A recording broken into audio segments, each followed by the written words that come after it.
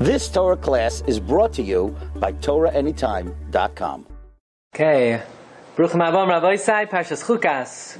Moshe Rabbeinu is the humblest man who ever lived. The Torah itself testifies in Parshas Ba'aloischa v'ha'ish Moshe anav ma'od mikol ha'adam asher al pnei ha'adama.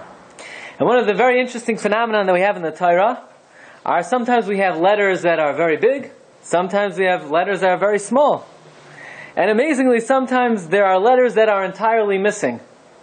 And if you look carefully at the word anav, v'ha'ish Moshe anav ma'od mikol ha'adam asher al pnei ha'adama, you'll notice that the letter Yud in anav, which should be spelled ayin, nun, Yud, vav, the letter Yud is completely omitted. There's no Yud. The Yud has been taken out. Why is there no Yud? So one of the great Rishonim, the Rosh, offers us a very interesting comment.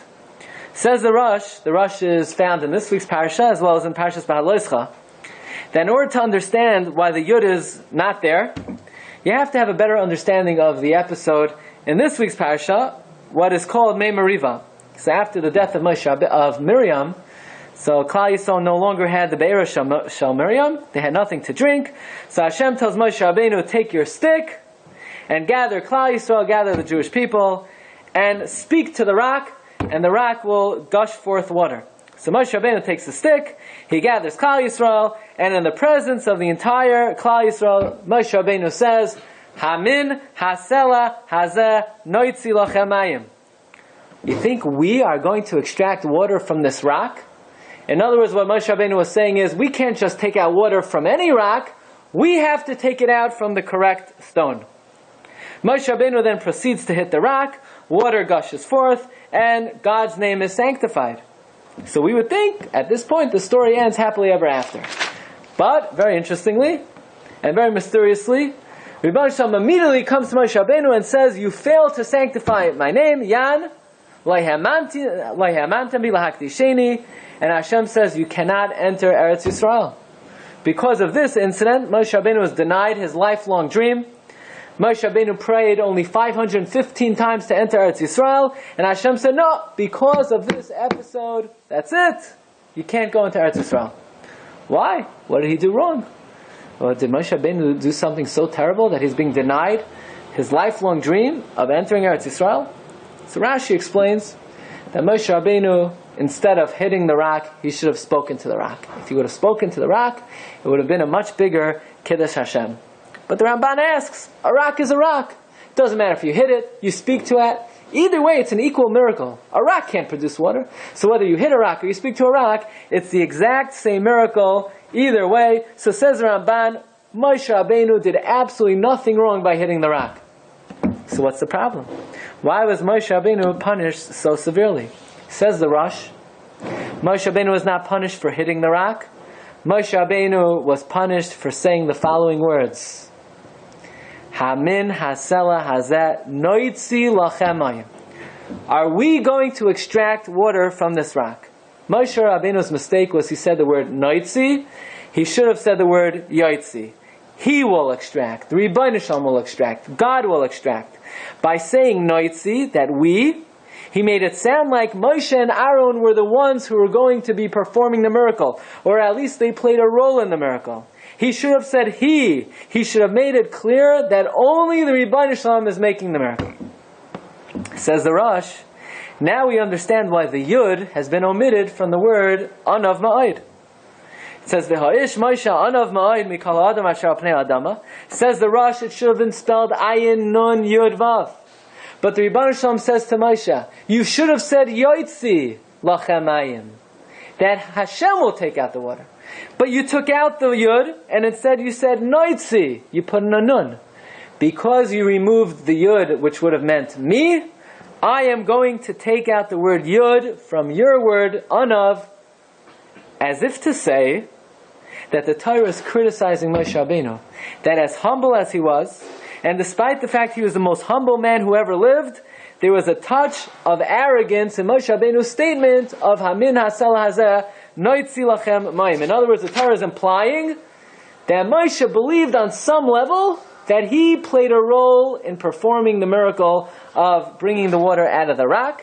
there was a touch of arrogance, and therefore the Torah removes the Yud from Anav to show Moshe Rabbeinu's humility was not perfect. That's very difficult to understand this. Surely Moshe Rabbeinu understood that he wasn't performing the miracle, that he was just an agent, he was just a shliach who was conducting what Hashem told him to.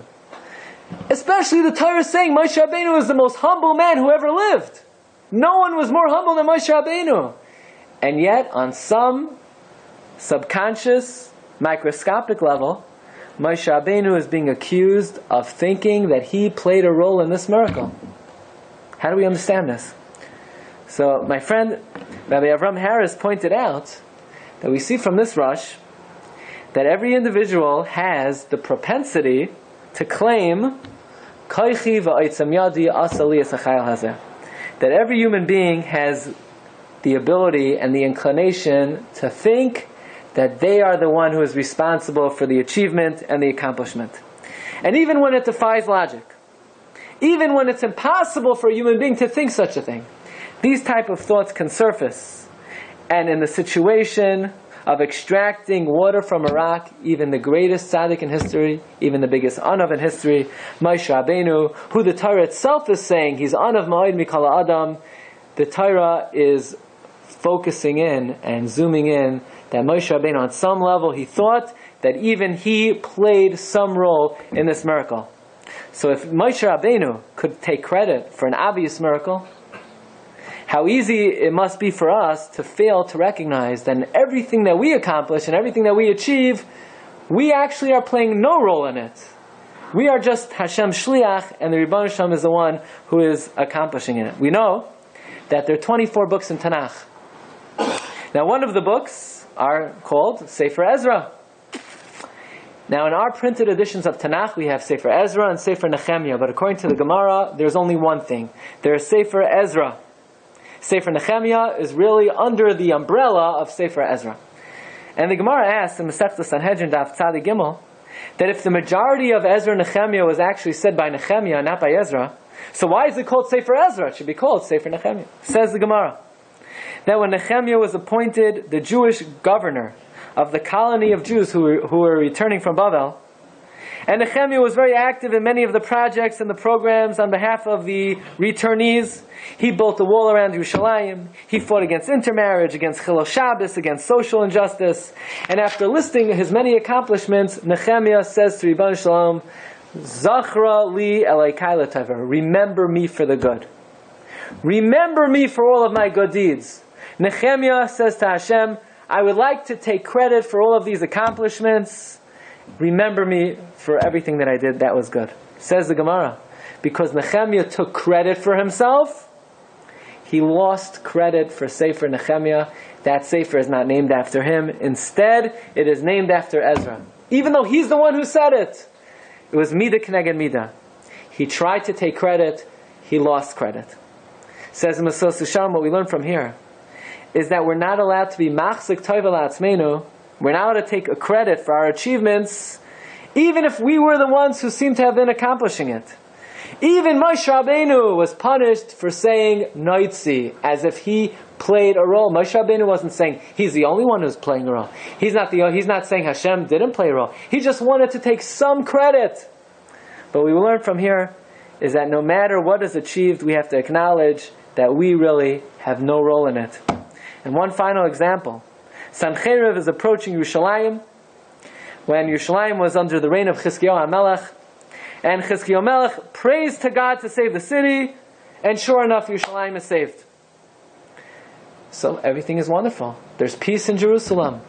Chizkiyahu HaMelech says the following in Sefer Yeshayahu: V'hinei l'shalom mar li mar. For me, the peace was very bitter. Why was it bitter? Says the Gemara in Brachos and Daf Yud that Chizkiyahu prayed that Hashem should save Yerushalayim in his zechus. Chizkiyahu prayed, Zechar na eis asher hishalachti lefanecha. But instead the Rebbeinu Shalom says, your zechus? I don't acknowledge your zechus. V'ganoisi alo'ir lahoshia lamani laman David avdi. The Rebbeinu Shalom says, I'll save it in the zechus of David. So even though Chizkiyahu achieved peace, he says for him it was very bitter, because the Rebbeinu Shalom ignored him. The Rebbe Shalom said, Kol ha'toila b'schus atzmai. Anyone who would like to take credit for their own achievements, toilin loy b'schus acherim. The Rebbe Shalom says, I will depend it and hang it on the zchus of someone else. So what we're learning from Moshe Rabbeinu, from Nehemiah, from Chizkiyahu HaMelech, is no matter what we're able to accomplish, no matter what we're able to achieve, we have to acknowledge that it's not just Hashem is helping us. It is complete, absolute Siyata D'Shmaya. We're just a pawn in the hands of the Ribbon Shalom. We should be Zoicha, that to acknowledge and to recognize that whatever we set out to achieve, the Ribbon Shalom should give us success. But ultimately, Im Hashem lo yivna bayis, shav amlu bayna bay, v'imali Hashem kol mishal aseinu l'toiva, shkayach. You've just experienced another Torah class brought to you by TorahAnytime.com.